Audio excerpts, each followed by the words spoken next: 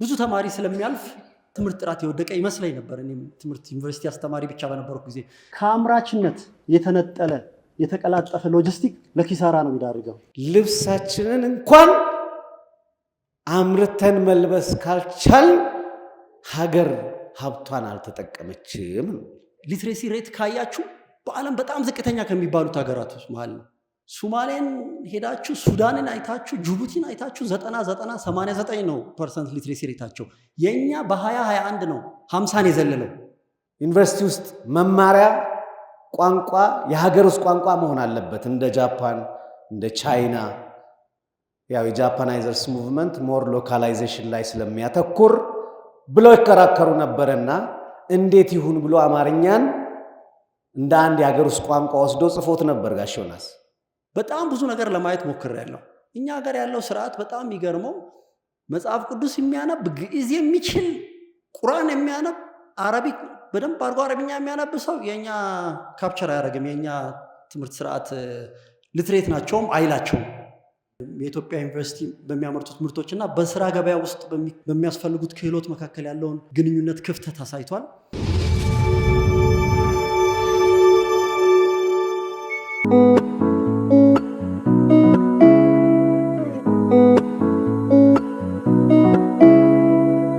በመቀጠል ሰዓትም ላለመውሰድ ዶክተር ጌታሁንን ወደ መድረክ እጋብዛለሁ። ዶክተር ጌታሁን አንድ መንደርደሪያ ጥያቄ አለኝ ለሱ፣ ልክ ለሌሎች አቅራቢዎች እንደጠየቅኩት መጽሐፉ ከሀገር ልማት አንጻር በተለይም ከሰው ሀብት ልማት ከሎጂስቲክስ እና ከባህልና የአካባቢ ጥበቃ አንጻር ያለው ሀሳብና አበርክቶን እንዴት ይመለከቱታል የሚል ነው ጥያቄ።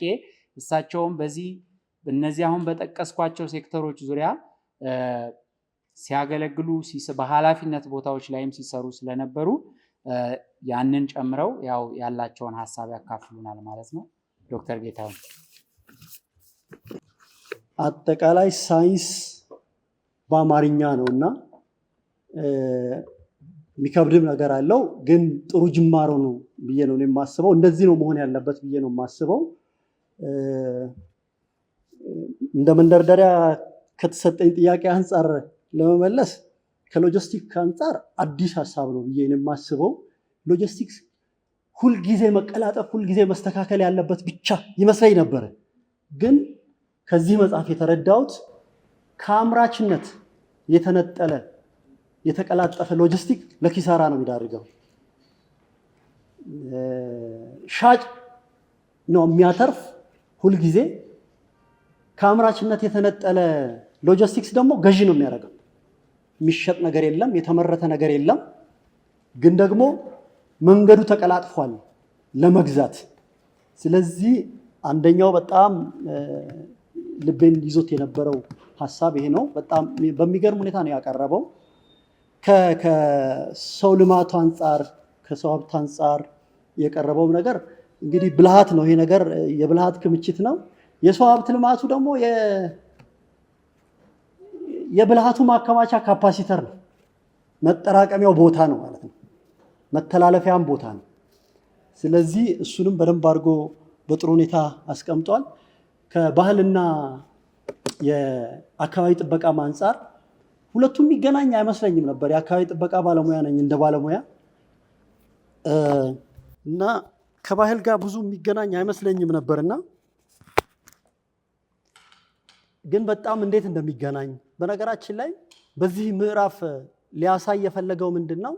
ከቀጣይ ትውልድ አንጻር የአካባቢ ጥበቃ ማለት የባህል የዚህ ልምምዳችን እንዴት አድርጎ በብክለትና በብክነት ምክንያት ቀጣይ ትውልድ ከሀብት እጥረትና ከሀብት ብክነት ማትረፍ እንዳለብን በደንብ አድርጎ ያሳየበት ምዕራፍ ነውና ብዙ ነገር ያስተምራል መጽሐፉ።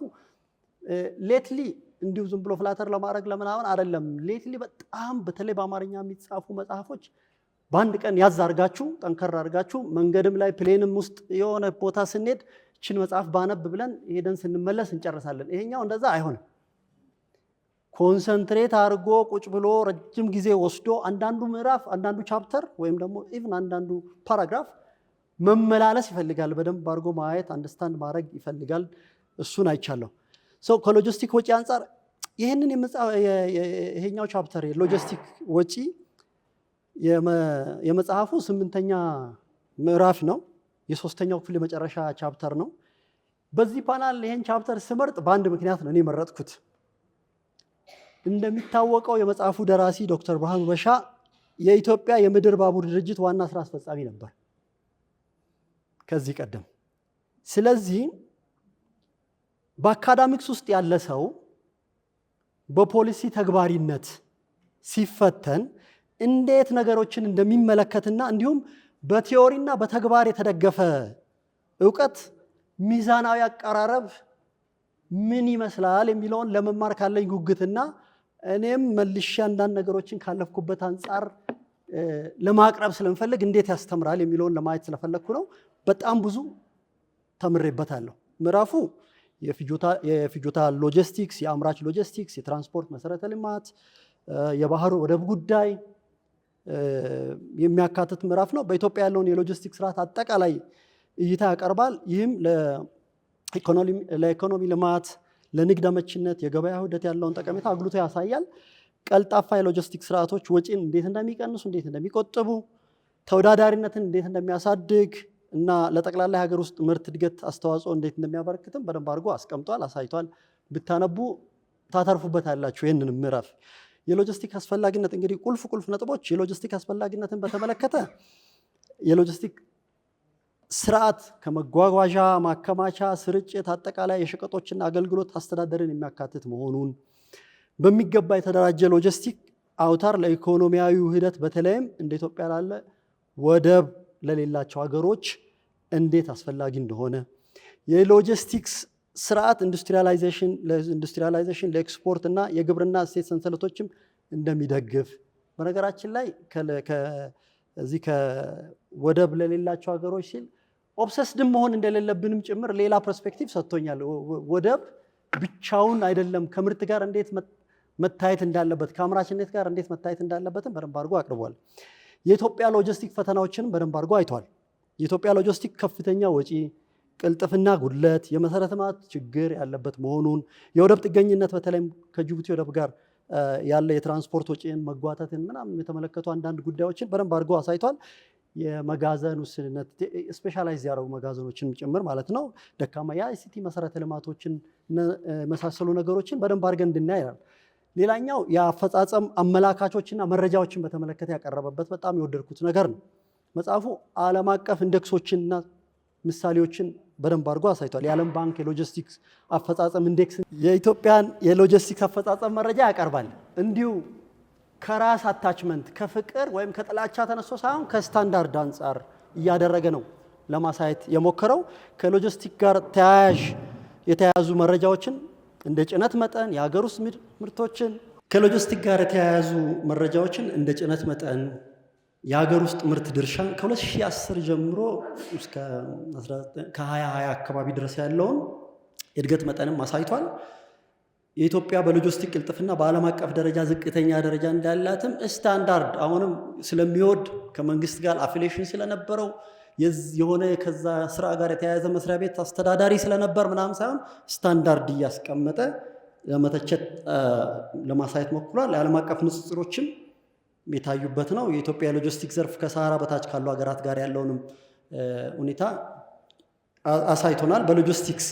ሎጂስቲክስ የሚለውን በብዙ መልኩ በሙላት የተመለከተ ስለሆነ በጣም ደስ የሚል ነው። ይህንን ስል የጉምሩክ ክሊራንስ፣ መሰረተ ልማት፣ ጭነት ክትትል፣ ወቅታዊነት፣ የታይምነስ ምናምን በተመለከተ ግልጽ የሆኑ ነገሮች አሉት። የሀገሪቱን አፈጻጸም የተሻለ አፈጻጸም ካላቸው ኢኮኖሚዎች ወደ ኋላ የቀረበትን የመቅረት ምጣኔያችንም ጭምር እንዴት ነው የሚለውን በደንብ አድርጎ አስቀምጧል።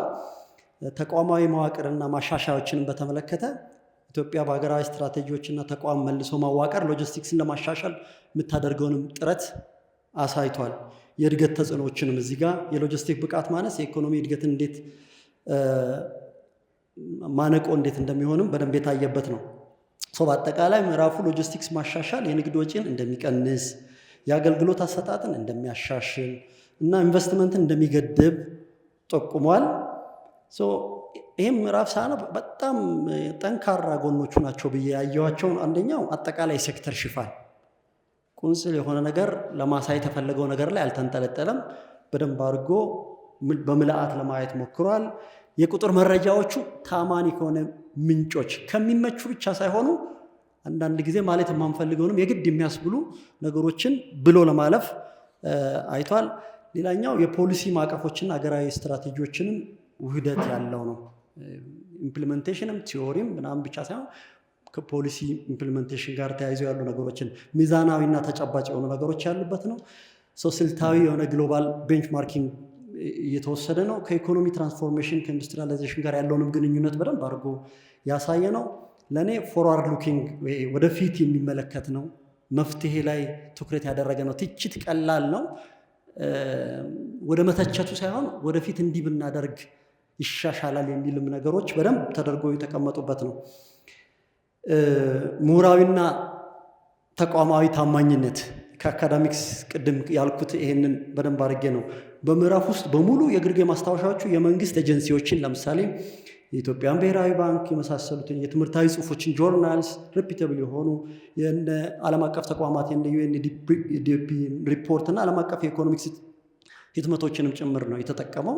ስታንዳርዳይዝ የሆኑ ማንም ቢሆን ሪፈር የሚያደርጋቸው እንዲህ አይነት ነገር ላይ ለፖሊሲም ቢሆን ለአካዳሚክስም ቢሆን ሪፈር የሚደረጉ ነገሮች ሪፈር ተደርጓል። እንግዲህ የምርምር መጽሐፍ ስለሆነና ቀጣይም ይኖረዋል ብዬ ስለማስብ ደግሞ ትኩረት ቢያገኙ ጥሩ ነው ብዬ የሚላቸውም ነገሮች አሉ እዚህ ጋር። አንደኛው ተቋማዊ መከፋፈል፣ ለተቋማት ቅንጅት በቂ ትኩረት ቢሰጥ። ቅንጅት ለየብቻ ያለው ጉለት እንዳለ ሆኖ ኢንስቲቱሽናል ፍራግመንቴሽን ነው አንዱ ችግር የፈጠረው።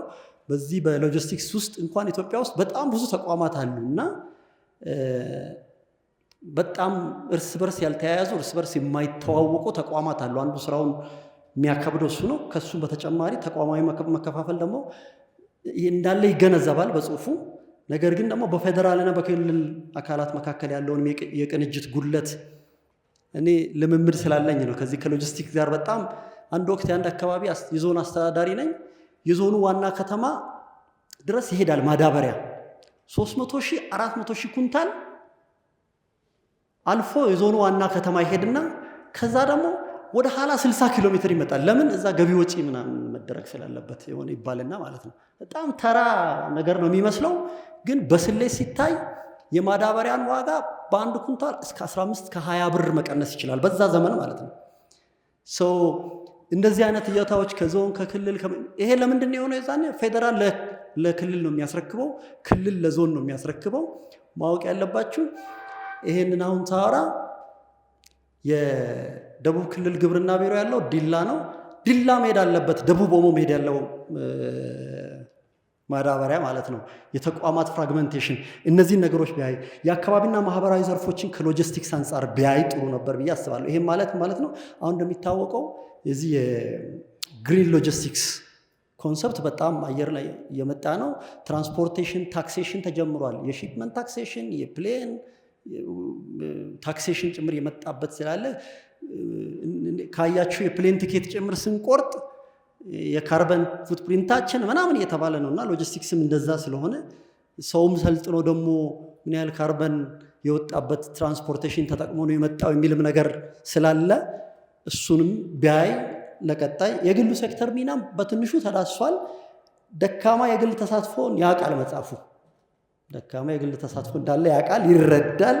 ግን መጽሐፉ ለምን ወይንም ምንን የግል ሎጂስቲክስ ዘርፉ እንደሚታገል በግልጽ አልተቀመጠም። ማለት ሰፈር ነው የሚያደርገው የሎጂስቲክስ ዘርፍ ውስጥ ያለውና የበለጠ ሊገለጽ ይችል ነበር ብዬ አስባለሁ።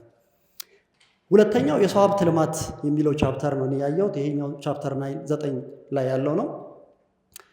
ቅድም እንዳልኳችሁ እውነተኛ በጣም እዚህ ላይ ያለው አንዱ እንዳልኳችሁ የብልሃት መከማቻው ቦታ መሆኑ ነው። ሁለተኛው በጣም እዚህ ላይ የተቀመጠው እውነተኛ ስራ ፈጣሪነት፣ አዲስ ስራ ፈጣሪነት የሚል ኮንሰፕት አለ። እኛ ሀገር የተለመደውን ነጋዴ የሆነ ንግድ ሲጀምር መቅጠር ስለሚችል ስራ ፈጣሪ የሚለውን ይሄ አገልግሎት አቅራቢ ሁሉ ስራ ፈጣሪ የሚለውን ኮንሰፕት ቻሌንጅ የሚያደርግ አዲስ ኮንሰፕት አይቼበታለሁ። እሱ በጣም ደስ ይላል። ይህም መጽሐፍ ሳነብ በጣም ልቤን ያሞቀው አንድ የኔ ስራ ውጤት የሆነ ነገር እዚህ ውስጥ ስላየው በጣም ደስ ብሎኛል። የትምህርት ብርሃን ምዘና የሚባል የኢትዮጵያ ትምህርት ሚኒስቴር ስቴት ሚኒስተር ነበርኩኝ አንድ ወቅት ላይ የአዳልት ነን ፎርማል ኤጁኬሽን ዘርፍ ነበር መራይ ነበርና ኢትዮጵያ እንደምታውቁት በጣም የሊትሬሲ ሬት ካያችሁ በዓለም በጣም ዝቅተኛ ከሚባሉት ሀገራት ውስጥ መሃል ነው። ሶማሌን ሄዳችሁ ሱዳንን አይታችሁ ጅቡቲን አይታችሁ 89 ነው % ሊትሬሲ ሬታቸው። የኛ በ2021 ነው 50 የዘለለው። በጣም ብዙ ነገር ለማየት ሞክሬያለሁ። እኛ ሀገር ያለው ስርዓት በጣም የሚገርመው መጽሐፍ ቅዱስ የሚያነብ ግዕዝ የሚችል ቁርአን የሚያነብ አረቢክ በደንብ አድርጎ አረብኛ የሚያነብ ሰው የኛ ካፕቸር አያደርግም። የኛ ትምህርት ስርዓት ሊትሬት ናቸውም አይላቸውም። ይሄንን ከተረዳው በኋላ በጣም ብዙ ለፍቼ በጣም ብዙ ሰዎች አስቸግሬ አንድ የምዘና ስርዓት ይሄ ማንበብ መጻፍና ማስላት የሚችሉ ሰዎች ወደ መደበኛ ትምህርት ስርዓት የሚመጡበትንና ካውንት የሚደረግበትን ሊትሬሲ ሬት ውስጥ ካውንት የሚደረግበትን ቆጠራ ውስጥ የሚገቡበትን ስርዓት ከሰራው በኋላ እኔ ሌላ ስም ነው የሰጠሁት። በሰዓቱ የኔ አለቃ የነበሩት ዶክተር ኢንጂነር ጌታሁን መኩሪያ የትምህርት ብርሃን ምዘና ብለው ሰይመውታል። መንግስትም ተቀባይነት አግኝቶ የኢትዮጵያ የትምህርት ስርዓት ውስጥ ህግ ሆኗል። አምና እንኳን ኦሮሚያ ክልል ፈተና ብቻ አስቀምጦ የ3ኛ ክፍል ስታንዳርድ ኤግዛም ብቻ ሰጥቶ ከ3 ሚሊዮን በላይ ሰዎች ወደ ሊትሬትነት አስቀምጧቸዋል።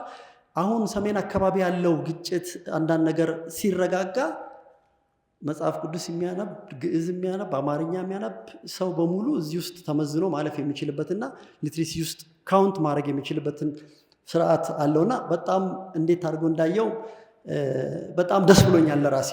የዚህ ምዕራፍ ትኩረት ነጥቦች የትምህርት ጥራት ውድቀት በጣም ማልወደው ቃል ነው። የትምህርት ጥራት ውድቀት የሚለውን መጨረሻ ላይ ነው ማነሳው። ዘርፉ ላይ እንደሰራ ሰው ብዙ አይመቸኝም ቃሉ። ከፋክትም ጋር ቻሌንጅ ማድረግበት ነጥብ ስላለኝ ማለት ነው። የስርዓት ትምህርት አይነቶችን፣ ገበያ መር ትምህርትን፣ የበየነ መረብ ትምህርትን፣ ሉላዊነትና የምሩቃን ብቃትን፣ የሙያ እውቀትን ያካትታል። በጣም ሰፊ ቻፕተር ነው። በጣም ሰፊ እና በጣም ደስ የሚል ምዕራፍ ነው። በአጠቃላይ ምዕራፍ በኢትዮጵያ ስላለው የሰው ሀብት ወይም ካፒታል ልማት ስፋ ያለ ትንታኔ ይሰጣል። በመጀመሪያ ደረጃ የትምህርት በተለይም የከፍተኛ ትምህርት የኢኮኖሚ እድገትና ምርታማነትን ለመምራት ያለው ሚና ላይ ያተኮረ ክፍሎች አሉት። ቁልፍ ጭብጦቹን ለማሳየት የሰው ካፒታል ቲዎሬቲካል መሰረቶችን ያብራራል። እዚህም ላይ ከሌሎቹ ትምህርት ሴክተሩ ሰርቶ እንዳለፈ ሰው በጣም በዚህ ዘርፍ ደስ ያለኝ ነገር አንዱ እዚህ መጽሐፍ ውስጥ ሁልጊዜ ሰልፍ ሪፈረንስ ይበዛል የትምህርት ስርዓታችን ውስጥ። ይሄኛው ግን ትምህርትን ከትምህርት አስተዳደር ከምናምን ሳይሆን ከኢኮኖሚክስ ከቴክኖሎጂ አንጻር ነው ሪፈር ለማድረግ የሞከረው። ቲዎሬቲካል ባክግራውንዶችንም ሲወስድ እንደ ቤከር እንደ ሹልስ ካሉ ኢኮኖሚስቶች ስራዎች በመነሳት ምዕራፉ የሰው ካፒታልን ብያኔ እንደ አጠቃላይ የእውቀት ችሎታ፣ ብቃትና ሌሎች ባህሪያትን በግል በማህበራዊና በኢኮኖሚያዊ ደህንነት መፍጠሪያ አድርጎ ገልጾታል። ሌላኛው በኢትዮጵያ ትምህርት ውስጥ ያሉ አዝማሚያዎችን ስለ ምዝገባ ቅበላ የምንለው ማለት ነው፣ ማንበብ መጽሐፍ፣ የትምህርት ተደራሽነት ረጅም መረጃን ያቀርባል። ከ2000 ጀምሮ ያለውን በደንብ አድርጎ የዩኒቨርሲቲዎችን መስፋት ጨምሮ የከፍተኛ ትምህርት ተደራሽነትን በደንብ አድርጎ አሳይቷል። የትምህርት ኢንቨስትመንት ኢኮኖሚያዊ ምላሾችንም ያስቀምጣል። የትምህርት ኢንቨስትመንት እንዲሁ ሰብአዊ መብት ስለሆነ ብቻ ሳይሆን ኢኮኖሚያዊ ምላሽ አለው፣ አዋጭ ኢንቨስትመንት እንደሆነም የሚያብራራ አለው። ግን ኢንቨስትመንታችን ቻሌንጅ የተደረገበትም በደንብ አድርጎ ያሳያል። በትምህርት ላይ የሚደረግ ኢንቨስትመንት ከገቢ ደረጃዎችና ምርታማነት ጋር እንዴት እንደሚዛመድ አሳይቷል። ሌላው በትምህርትና በስራ ገበያ መካከል ያለን አለመጣጣም፣ ይሄ የኢትዮጵያ ዩኒቨርሲቲዎች በሚያመርቱት ምርቶችና መጀመሪያ ላይ ምርት የሚለውን ኮንሰፕትም ቻሌንጅ አድርጓል። ደንበኛ ናቸው ዩኒቨርሲቲዎቻችን፣ አምራች ሰው ለማምረት የሚሉ ቃላትን ይጠቀማሉ። ያንንም ቻሌንጅ አድርጎ ነው የመጣው። ግን የኢትዮጵያ ዩኒቨርሲቲ በሚያመርቱት ምርቶችና በስራ ገበያ ውስጥ በሚያስፈልጉት ክህሎት መካከል ያለውን ግንኙነት ክፍተት አሳይቷል። የፖሊሲና ተቋማዊ ተግዳሮቶችን፣ በትምህርት አስተዳደር ያሉት ድክመቶችን፣ የስርዓተ ትምህርት ግትርነትን ከሀገራዊ የልማት ስትራቴጂዎች ጋር ስላላቸው ድክመት አብራርቷል። አዳዲስ አዝማሚያዎችን፣ የማሻሻያ ሀሳቦችንም በደንብ አድርጎ አሳይቷል። ስለዚህ የትምህርት እንግዲህ ቁልፍ ጭብጦች ነው ብሎ ያስቀመጣቸውን በእኔ መረዳት የትምህርት ጥራት መቀነስ ምዕራፉ በሁሉም የኢትዮጵያ ትምህርት ተቋማትና ደረጃዎች የትምህርት ጥራት መበላሸትን ያሳያል። ለዚህ ደግሞ ከአቅም በላይ መጨናነቅና ሌሎችንም የግብዓት ውስንነቶች፣ ጊዜ ያለፈባቸው ስርዓት ትምህርቶች ወይም ዘመን ያልዋጁ ስርዓት ትምህርቶችን የመሳሰሉ ነገሮችን አስቀምጧል። በትምህርት መስፋፋትና የትምህርት ውጤቶች መካከል ያለው ግንኙነት በከፍተኛ ሁኔታ ይመረምራል፣ በደንብ አድርጎ አሳይቷል። የትምህርት ስርዓት መዋቅራዊ ክፍልፋዮችን በተመለከተ የቶፖሎጂውን መጽሐፉ ስለነባሩ አወቃቀር ይሄ አጠቃላይ ትምህርት፣ የቴክኒክና ሙያ ስልጠና፣ ከፍተኛ ትምህርት ግልጽ ትንታኔን ይሰጣል። በእነዚህ መሀል ያለውን ደካማ ቅንጅትም በደንብ አድርጎ ያሳያል። የስርዓት ትምህርት ልዩነትን በዘርፎች መካከል ያለ የሽግግር ችግርንም አሳይቷል። የገበያ አግባብነት ያለው ትምህርትም ጋር በደንብ አድርጎ ያብራራል። የገበያ አግባብነትን እንዴት ቅድም ያልኩትን ከኢኮኖሚ ጋር እንዴት እንደሚገናኝ ትምህርት ያሳየበት ነው። ዋናው ትችት በስርዓተ ትምህርት በስርዓተ ትምህርትና የስራ ገበያ አለመመጣጠን ላይ ነው። በዝቅተኛ ፍላጎት መስኮች ዝቅተኛ የፍላጎት ባላቸው የትምህርት መስኮች ብዙ ተመራቂዎች መብዛት ተመልሶ እንደገና መንግስት ለስራ ለመፍጠር ለማስተማሪያ ወጪ አውጥቶ እንደገና ስራ ለመፍጠር ወጪ የሚያወጣ ከገበያ ጋር የሚጣረስ አይነት ነገርን በደንብ አድርጎ አሳይቷል። ሌላኛው ምዕራፉ በአሰሪ የሚመራ የስርዓት ትምህርት ንድፍንም አሳይቷል። ዓለም አቀፍ ተወዳዳሪነትን ብቃትንም በተመለከተ በግልጽ ያስቀመጣቸው ነገሮች አሉ። ደረጃቸውን የጠበቁ ናቸው አይደሉም የሚሉትን የብቃትና የችሎታ ማረጋገጫንም በተመለከተ ለቅድመ ትምህርት ስርዓቶች እውቅና የሪኮግኒሽን ኦፍ ፕራየር ለርኒንግ እጥረትን በደንብ አድርጎ ያሳያል። እንዴት አድርገን መጠቀም እንዳለብንም ይገልጻል ማለት ነው። ለዚህም ምዕራፍ ጥንካሬዎች ናቸው ብዬ በደንብ ያየኋቸው ነጥቦች አንደኛው ሰፊ ወሰንና ጥልቀት።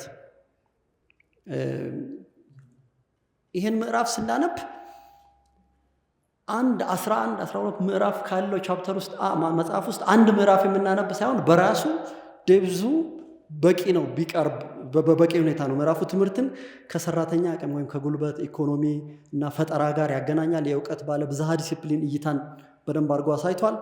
በማስረጃ ላይ የተመሰረተ ትንታኔ ነው ያለው። አካዳሚክስ ውስጥ የቆየን ሰዎች ትግበራ ጋር ስንሄድ፣ በተለይ ትምህርት አስተዳደር ላይ ስንሄድ ሁልጊዜ ቻለንጅ የምንሆነው አካዳሚክስ ውስጥ እያለን የነበረን ፊሊንግ እና ዳታ የሚነግረን ነገር ወይም ደግሞ አንዳንድ ጊዜ ለምሳሌ ብዙ ተማሪ ስለሚያልፍ ወይም ደግሞ እንዲያልፍ ስለተደረገ ትምህርት ጥራት የወደቀ ይመስለኝ ነበር። እኔም ትምህርት ዩኒቨርሲቲ አስተማሪ ብቻ በነበርኩ ጊዜ ግን በየትኛውም ስታንዳርድ መጠነ ማለፍ የትምህርት ጥራት መገለጫ ነው። ስለዚህ ይህንን በሌላ መልክ በሌላ ገጽ ለማሳየት የማቋረጥ ምጣኔ፣ የመጨረስ ምጣኔ እና የመሳሰሉ ነገሮችን ማሳየት የሚችል ነገር አለው። ለፖሊሲ ዝግጁ የሆኑ ምክር ሀሳቦችም አሉበት። አካዳሚካዊ ብቻ ሳይሆን እንደ ብቃት ማዕቀፎች፣ ስርዓት ትምህርት ማሻሻያ እና ዲጂታል ትራንስፎርሜሽን ያሉ ነገሮችን በደንብ አድርጎ አስቀምጧል። የንድፍ ሀሳብ ጥልቀቱም ጠንካራ ነው። ወደፊት የሚመለከት እይታ አለው። እንደ ኢለርኒንግ፣ የክህሎት ተንቀሳቃሽነት፣ ዓለም አቀፍ ተወዳዳሪነት የመሳሰሉትን በደንብ አድርጎ አስቀምጧል።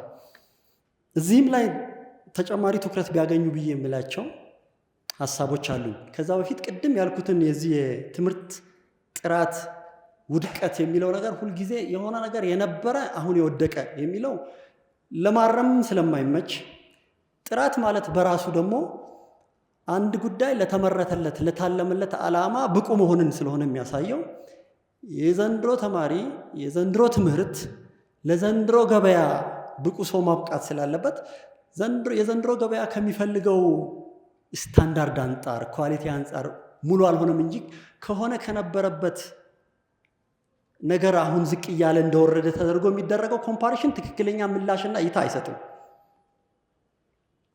በሆነ ጀነሬሽን ለምሳሌ በኢትዮጵያ ኮንቴክስት የሆነ ዓመት ላይ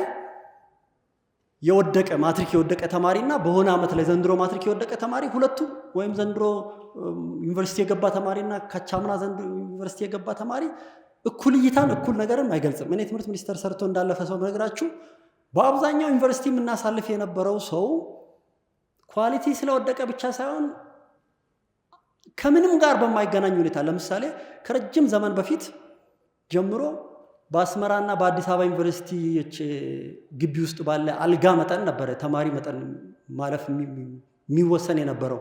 አዲስ አበባ ዩኒቨርሲቲ 800፣ አስመራ ዩኒቨርሲቲ 400 አልጋ ስላላቸው 1200 ተማሪ ነው የሚያልፈው ዘንድሮ።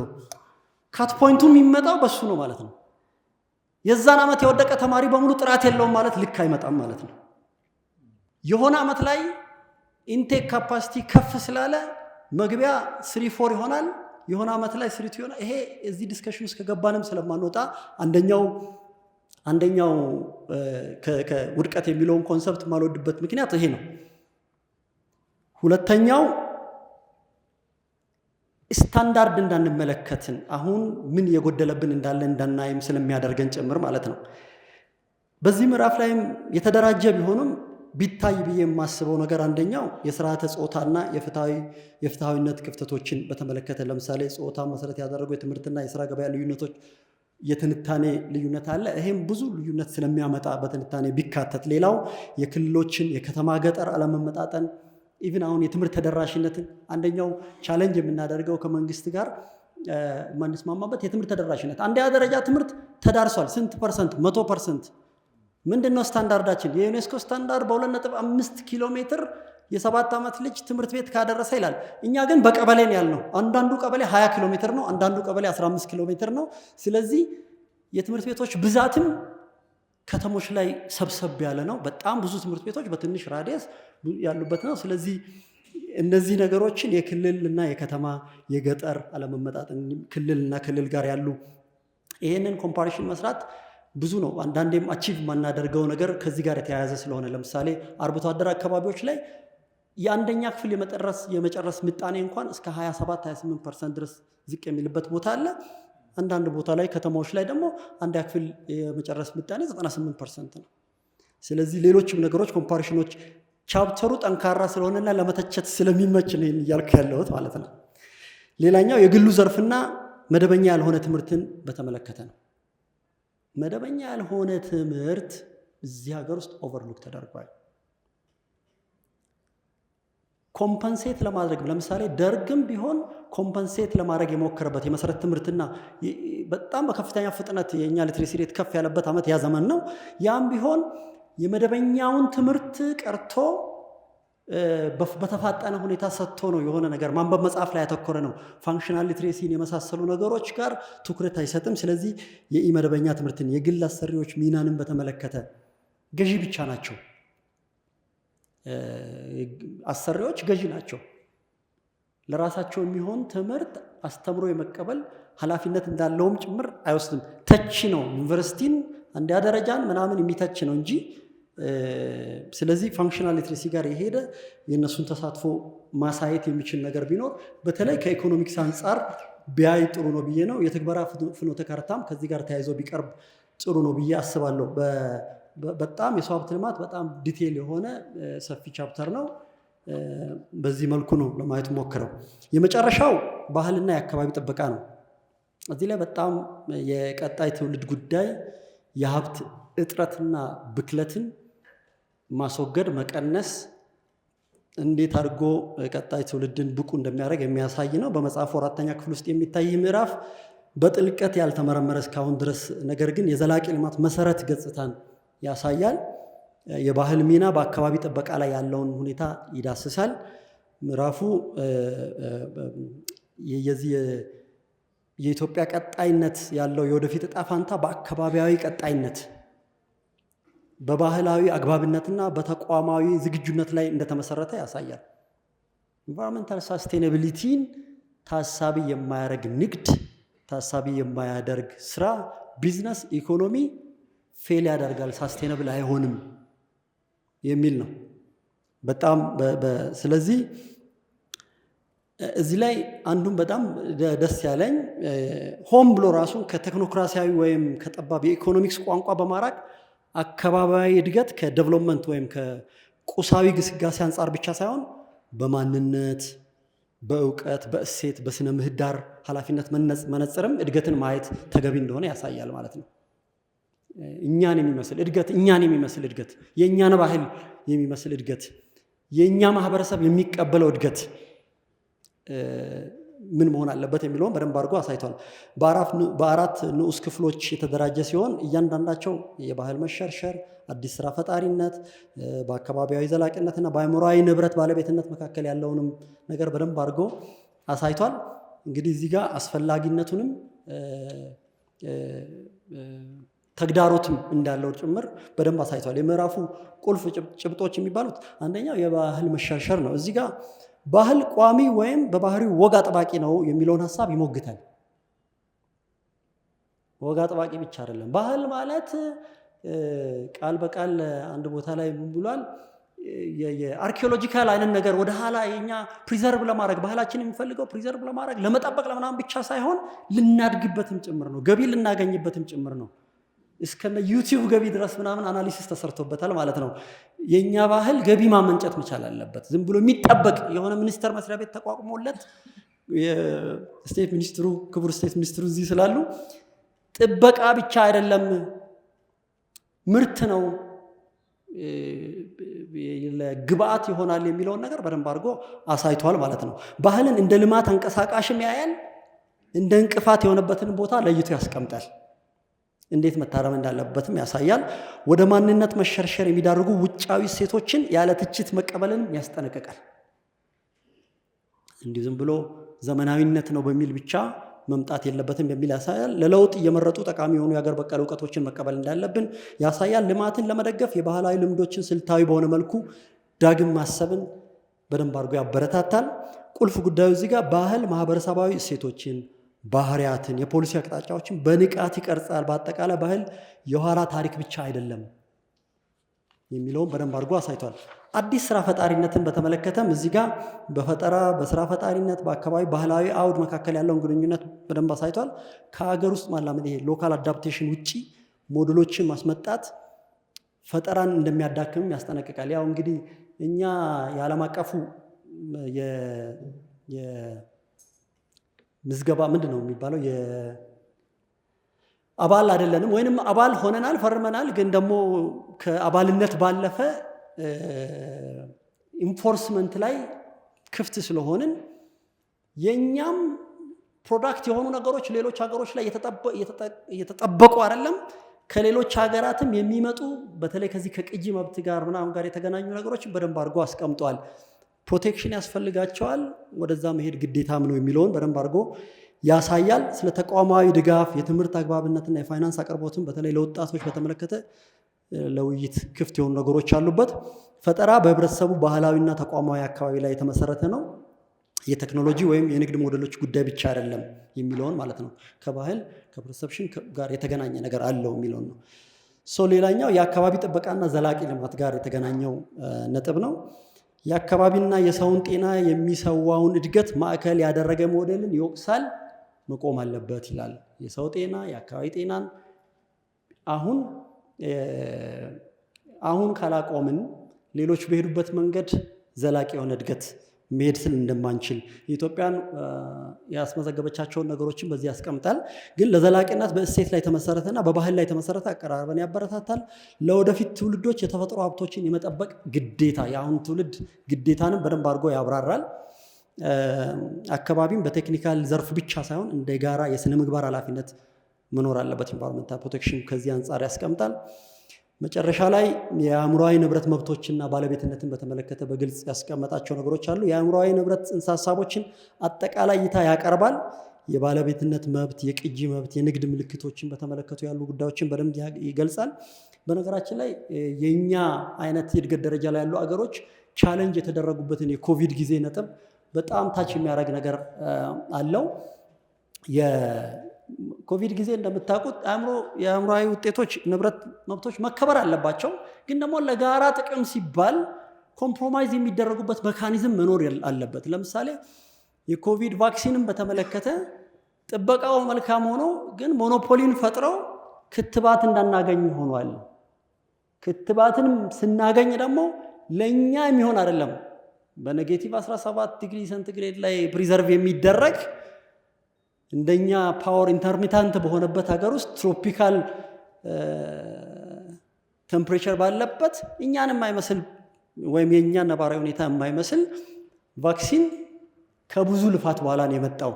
ይሄንን በደንብ አድርጎ ቻሌንጅ ያደርጋል። ዝቅተኛ የህዝብ ግንዛቤና ያልዳበረ የማስፈጸም ስርዓቶችን በደንብ ያሳያል። በዚህም ላይ እንደ ዲጂታል መብቶች፣ ግላዊነትና የብሎክቼን አዝማሚያዎችን የመሰሉ ነገሮችን ስለ ክሪፕቶከረንሲም ከዚህ ጋር ተያይዞ የተነሱ ነገሮች አሉ።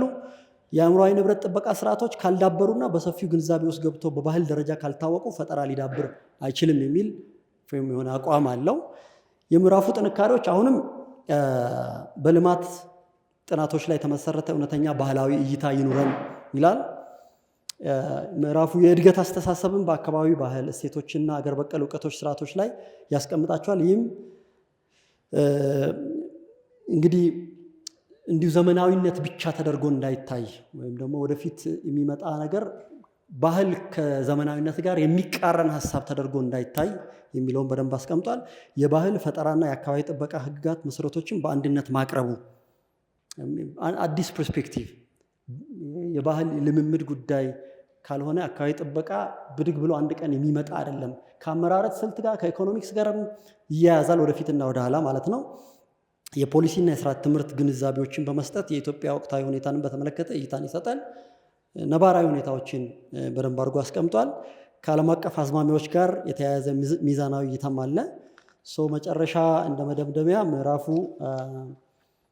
በአራት ንዑስ ክፍሎች የተቀመጠም ሆኖ እነዚህን ጭብጦች ሁሉ አሁን ባለው የኢትዮጵያ ተቋማዊና የፖሊሲ ገጽታ ውስጥ በማስቀመጥ ለተቀናጁና ከባህል ጋር ተዛማጅነት ላላቸው የልማት ስትራቴጂዎች አሳማኝ ጉዳዮችን በደንብ አድርጎ ያቀርባል። የኢኮኖሚ እድገት ከባህል ታማኝነት፣ ዘላቂነትና አካታች ፈጠራ ጋር ለማጣጣም ለሚፈልጉ ፖሊሲ አውጪዎች፣ ተመራማሪዎችና የልማት ተዋናዮች ጠንካራ መሰረት ሆኖ ያገለግላል የሚል ግምገማ አለኝ።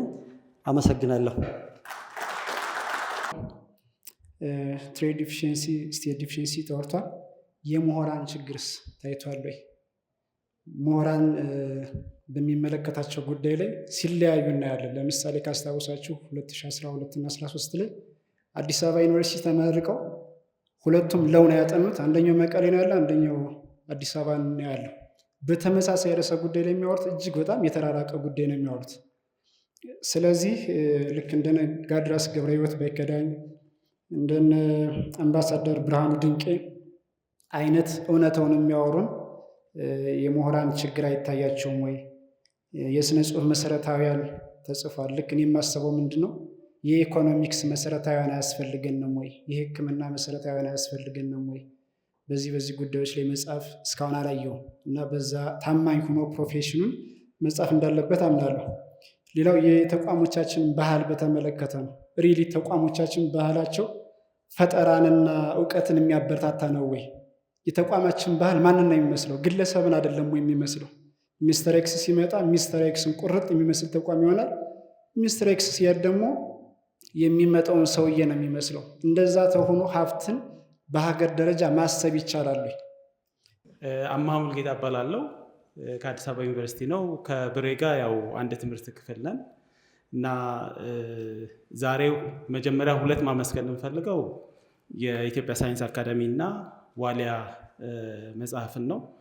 ሳይንስ አካዳሚው በጣም የተጨነቀበትን መጽሐፍ ለህትመት እንዲበቃ አድርጓል። ስለዚህ እኔም በጣም አመሰግናለሁ። ሁለተኛ ዋሊያ መጽሐፍ ደግሞ መጽሐፉ ተጽፎ ሼልፍ ላይ እንዲቀመጥ ሳይሆን ሰው መነጋገሪያ እንዲያደርገው ነበር ፍላጎቱና እሱን ስላስጀመራችሁለት እጅግ አድርጌ አመሰግናለሁ። እንደው አንድ ነጥብ ማንሳት ነው የፈለኩት። እኔ ብልሃትን አንስቷል መጽሐፉ ላይ። ብልሃትን አንድ ትንሽ ገና ማልስማማበት ፓርት አለ። የማይከፈለው ደግሞ ኢሬዲዩሲብል ሌቭል ላይ የምናደርሰው ነው ብልሃት ብሎ ዲፋይን ያደረገው። ግን እንደ ሀገር ስናየው የተለያዩ እውቀቶች የተለያዩ የአስተዳደር ብልሃቶች አንድ ላይ ሆነው ነው ሀገርን የሚመሩት እና ኢሬዲዩሲብል ነው የሚለው ትንሽ መታሸት አለበት ብዬ አስባለሁ። እንግዲህ ወደፊትም ገና መከራከር በጣም ስለሚወድ ጥሩ ሀሳብ ነው ብዬ እገምታለሁ። አንድ ግን መጽሐፍ ውስጥ ያጣሁት ብርሃኑ በጣም የሚወደው ሀሳብ አለ። ኢኮሲስተም፣ ስነ ምህዳር። እነዚህ ነገሮች እዚህ መጽሐፉ ላይ የተነሱት ነገሮች በሙሉ ተንሰላስለው ነው አንድ ላይ አገርን ወደ ሀብት ወይ ደግሞ መንግስት ሀብት እንዲያመነጭ የሚያስችለው ብዬ ነው የማምነው እና ይሄን ስነ ምህዳር እንዴት ነው ኢኮሲስተሙ እንዴት ነው ማኔጅ መደረግ ያለበት እንዴት ነው መታየት ያለበት የሚለውን ፓርት በተናጠል ሳይሆን እንደ ኢኮሲስተም ለምን አላየኸውም ነው ወይስ ወደፊት በደንብ ለሚቀጥለው መጽሐፍ እያዘጋጀው ነው የሚል እንደው እንደ ጥያቄም እንዲሆን ብዬና አመሰግናለሁ። ዶክተር ብርሃኑ። እሺ አመሰግናለሁ።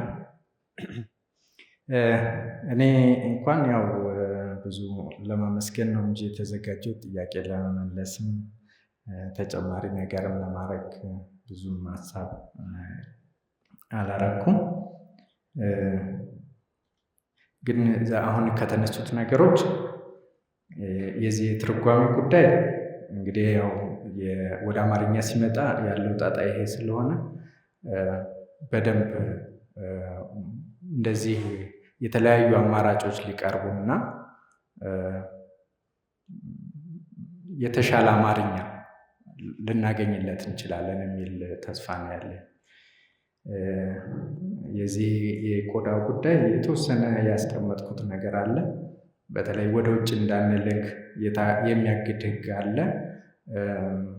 አሁን ስለ ኢኮሲስተም እኛ ኦልሬዲ ዓለም ጋር አንድ ላይ ነው የምንኖረው። ለብቻችን ሀገር ማቆም አንችልም እና የዓለም አቀፍ ያለን ግንኙነት ልንንከባከበው ሊጠበቅም የሚገባ ጉዳይ ነው የሚል ነገር አንስቻለሁ። ግን የቆዳው የሚባክነው ቆዳ ጉዳይ እኔም ሁልጊዜ የሚያሳስበኝ የሚያስቆጨኝ ነገር ነው። ሌላው የዚህ የምሁራን ጉዳይ የኢኮሲስተም የተባለው ግን አላካተትክም የሚል አይነት ስላለው ያላካተትኩት ነገር በጣም ብዙ ነገር አለ። ያው በያዝኩት ላይ ብቻ ነው።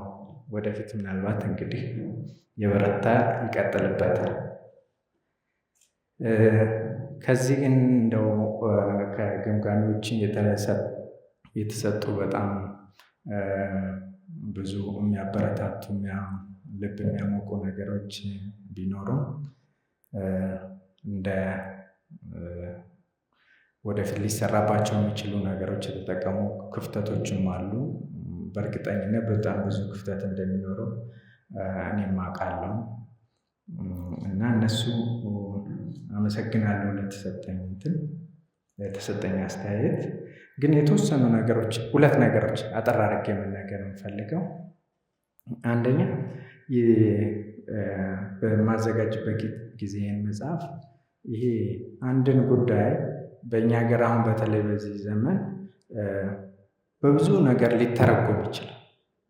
በተለይ ይሄ የኮንስፓይረሲ እንትን ለንግግራችን ለጽሁፋችንም መነሻ ይሆናል እና እኔ አንዱ በዚህ ጽሁፍ ላይ በማዘጋጅበት ጊዜ የተከተልኩት አንድ መርህ በቃ ኮንስፓይረሲን በሙሉ ዲል አላረኩም። ምንም እንደ ግብአት አልተጠቀምኩትም ማለት ነው። የተባለውን መረጃ የተባለውን ሀሳብ የቀረበውን ነገር ላይ የተመሰረተ ትንተና እና ግምገማ ነው ለማድረግ የሞከርኩት ማለት ነው። እና የራሱ ክፍተት ሊኖረው ይችላል፣ ግን ያው ይሄኛው መርጫለሁ ማለት ነው። ሌላ የዚህ የብልሃት ጉዳይ ነው። ብዙ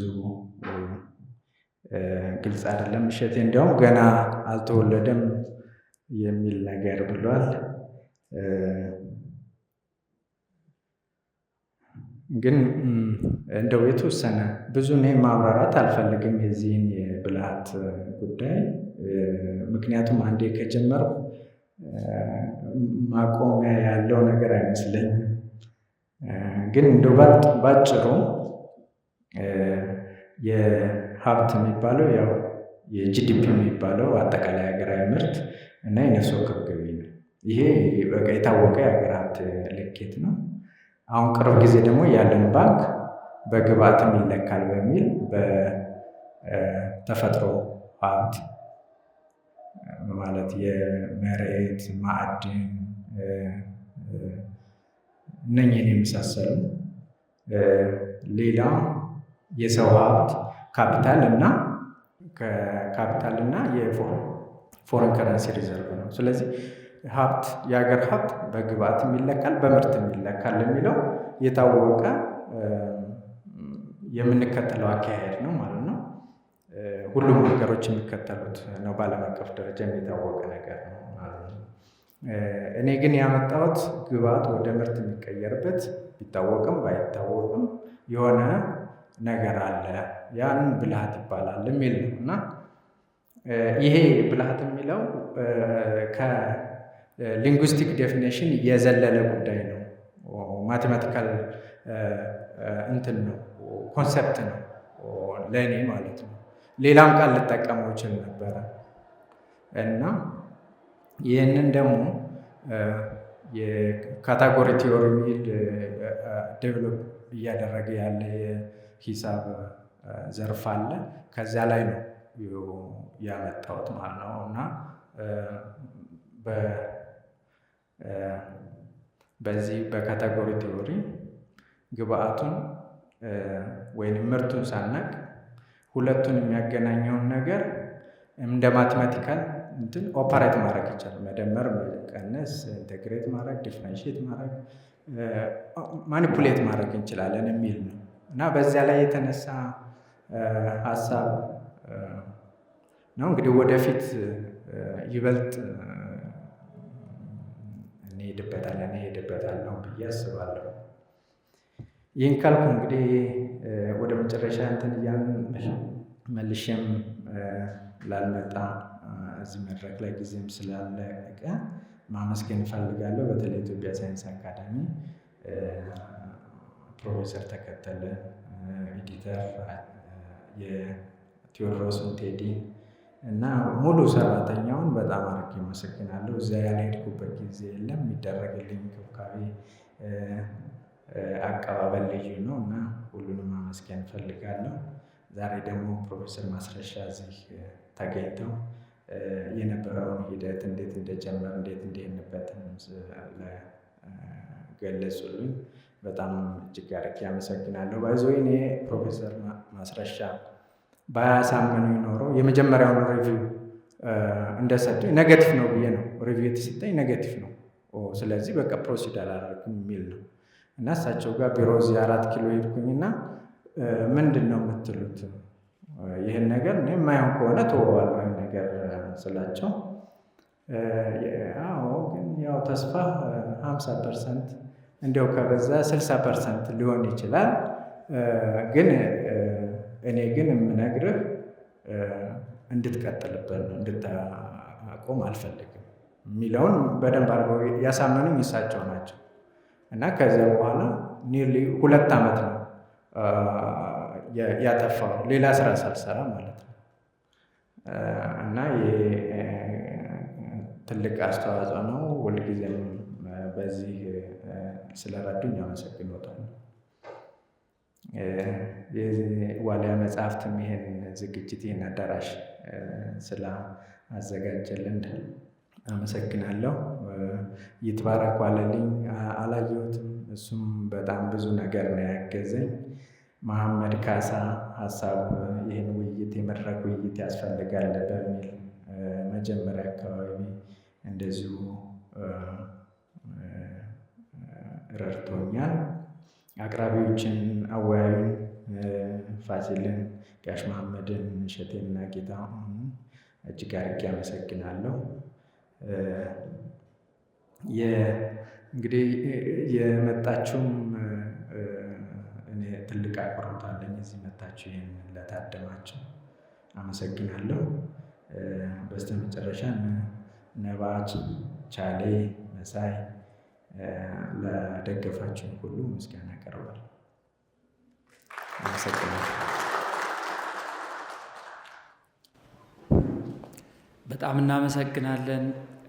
ደራሲ ዶክተር ብርሃኑ በሻህ የመዝጊያ ንግግርና ወደ ቤታችሁ ሂዱ የሚለውን መልእክት እንዲያስተላልፉልን የተከበሩ ሚኒስትር ዴኤታ በባህልና ስፖርት ሚኒስቴር ረዳት ፕሮፌሰር ነብዩ ባዬን የብርሃኑ በሻህ ጓደኛም ነው፣ የእኛም ጓደኛችን ነው። ወደ መድረክ መጥቶ እንዲያሰናብተን በማክበር እንጠይቃለን። ተጠናቋል። ወደ ቤታችሁ ሂዱ በል ነው ያለኝ አይደል? በጣም መከበር ያለባቸው ሰዎች ስላሉ ለማክበር እድል አድርጌ ልውሰደው እንጂ የመጣሁት ነባ በሚለው ቃል ነው እንጂ በኦፊሻል ኃላፊነቴ አይደለም። የሆነ ሆኖ ምስጋና የሚገባቸው ሰዎች አሉ። በተለምዶ ሳይሆን ዛሬ እዚህ ቁጭ ብዬ ባየሁት ተገቢነት ምክንያት ምስጋና መስጠት ያስፈልጋል። ወደ ቤታችን ከመሄዳችን በፊት የመጀመሪያው ለደራሲው ነው። ይሄ ዘመን የሩጫ ዘመን ነው። የፍጥነት ዘመን ነው።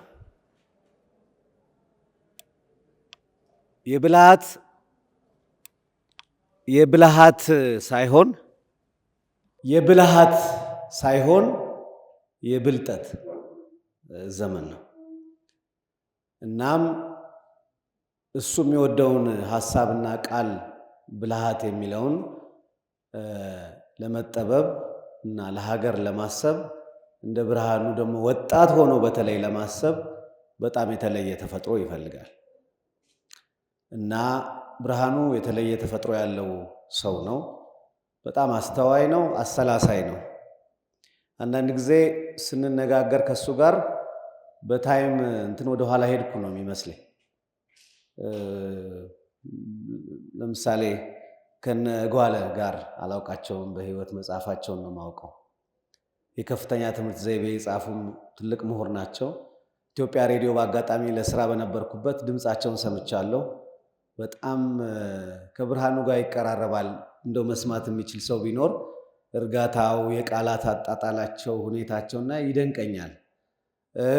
ቅድም ጋሽ መሐመድ ያነሳቸውን በገብረሕይወት ባይከዳኝ የነሱ ዘመን ውስጥ ያለ ሰው እንጂ በፍጹም በ2025 በፈረንጅ በእኛ በ2017 ውስጥ ያለ ሰው አይነት ፍጥረት አይደለም።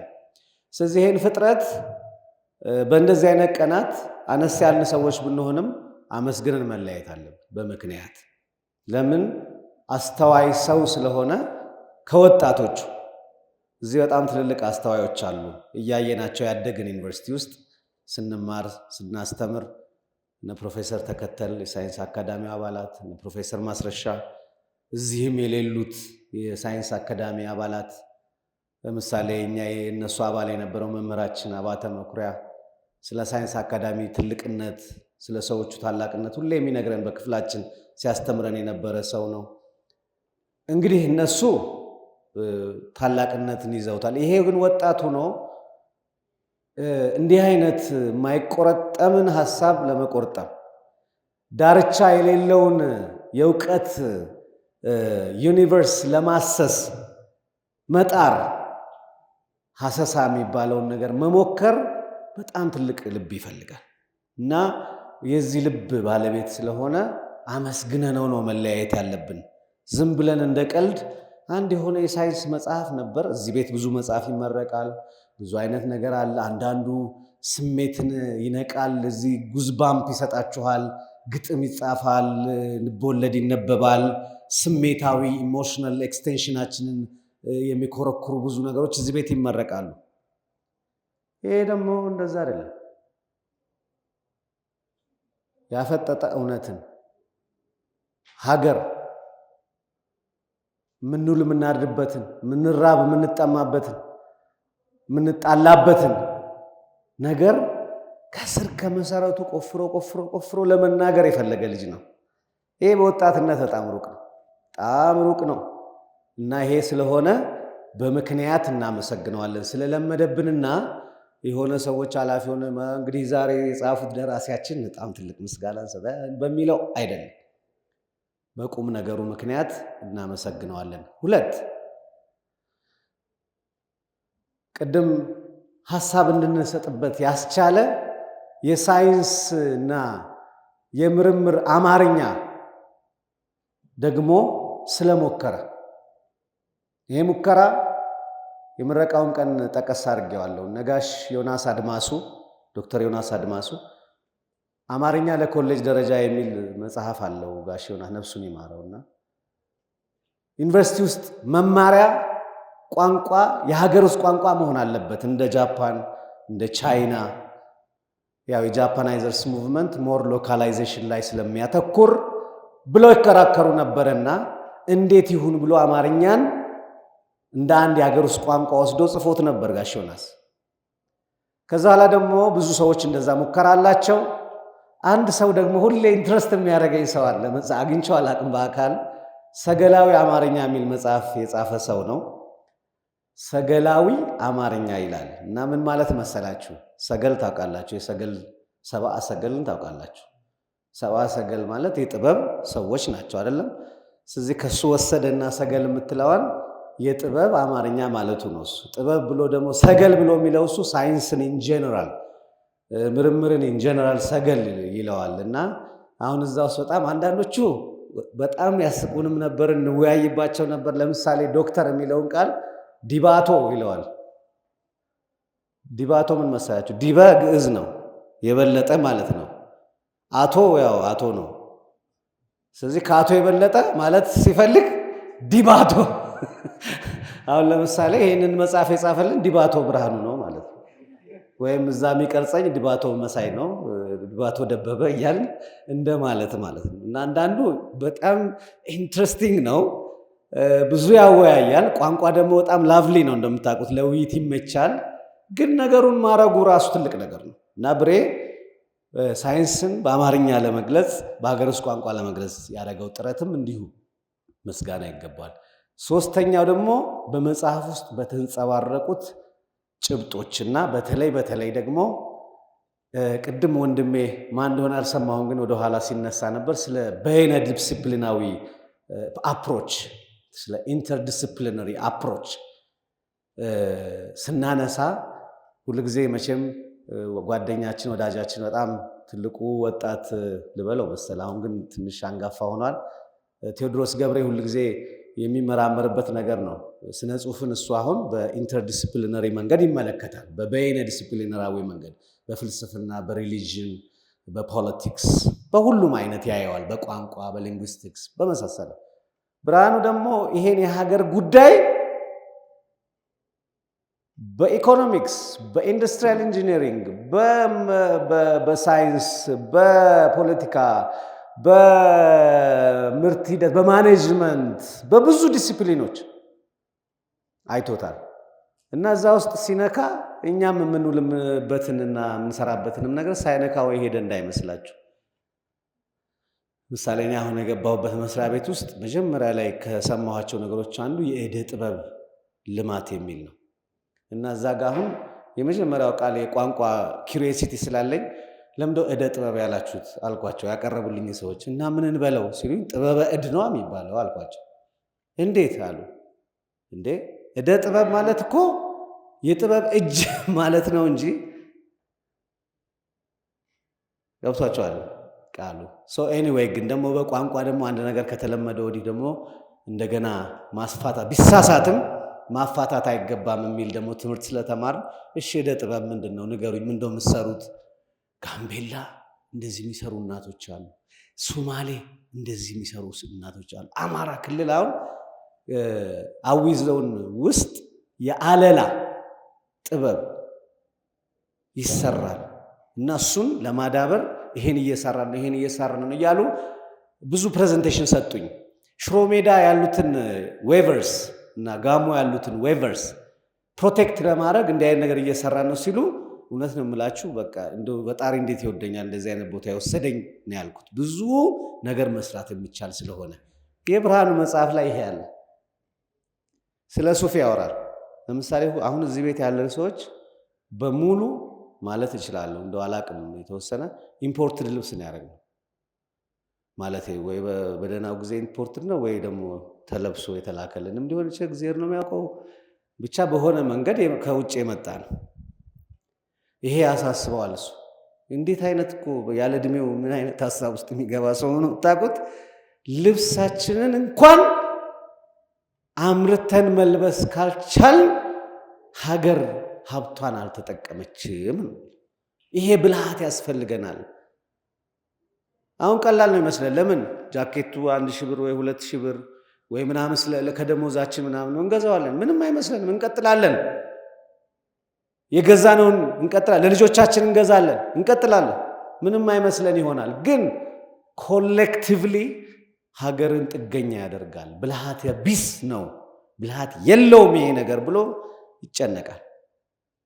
ስለዚህ ልብሶቻችን የሚሰሩትን ሰዎች እንዴት እንጨምርላቸው ብልሃት፣ እንዴት እኛ እንደምንጠቀመው እናርገው ስለሚል ደግሞ በስራ በኩል ተገናኝተናል ማለት ነው። በሚጨነቅበት በኩል ስለ ፊልም ጽፏል ብሬ። የፊልም እኛ ብዙ ፊልሞችን እናያለን ይላል። ፊልሞቹ በብዛት ከውጭ ነው የሚመጡት ይላል። ብቻ ሳይሆን ፊልም መስሪያዎቹም ከውጭ ተመርተው ነው የሚመጡት። እነዚህን በምን ብልሃት ነው የካልቸራል ሀብታችን የምናወጣው የሚል ብዙ ነገር ይናገራልና በዛም ደግሞ አመሰግነዋለሁ ለማለት ነው። ሁለተኛ ምስጋናዬ ደግሞ እሺ ወደዚህ ሳልመጣ ለነ ፕሮፌሰር ተከተል ተቋም እነ ፕሮፌሰር ማስረሻ ተቋም ለሳይንስ አካዳሚ ነው። በአሁኑ ጊዜ ሁሉ ነገር ኮምፓርትመንታላይዝድ ነው። እውቀት በጣም በጣም ስፔሻሊቲን እየፈለገ የሚሄድበት ነው። ባዮሎጂስት መሆን አይበቃም። ጋሼ ትረዳኛለህ። ከዛ ውስጥ የተለያየ የባዮሎጂ እንትንን እየወሰደ እዛች ላይ ስፔሻላይዝ አድርጎ ብዙ በጻፈ ቁጥር ጎበዝ ይባላል እንጂ እንዲህ አይነት አድማሳዊ ምልከታ ያለው እንዲህ አይነት ኢንተርዲስፕሊነሪ የሆነ ምልከታ ያለውን ነገር ማሳተም በጣም በጣም አስቸጋሪ ነው እና ጋሼ መጀመሪያ ያነበበው ብሎ ሲል ጋሽ ማስረሻ እናንተ አይታችሁ ይሄ ነገር በጣም አሪፍ ማለታችሁ ራሱ የሚያስመሰግን ነው። በአሁኑ ጊዜ ባለው የመለያየት ሁኔታ ቀደም አሁን ወደ ኢንተርዲስፕሊነሪ መጣን እንላለን እንጂ ስንጀምርም ከኢንተርዲስፕሊነሪ ነገር ነው የተጀመረው። ከጀነራል ነገር ነው። ፊሎሶፊ ነው የሁሉ ነገር መነሻ አይደለም። ከዛ ነው ብራንች አውት እያደረገ ሁሉ ነገር የእውቀት ጉዳይ የሄደው እና አሁን ለሰው ልጅም መፍትሄ በዚህ በኩል ደግሞ ሊገኝ ይችላል ብሎ ማሳተሙ ትልቅ ነገር ነው። ሶስተኛው ምስጋናዬ ለነኚህ ምሁራን ነው።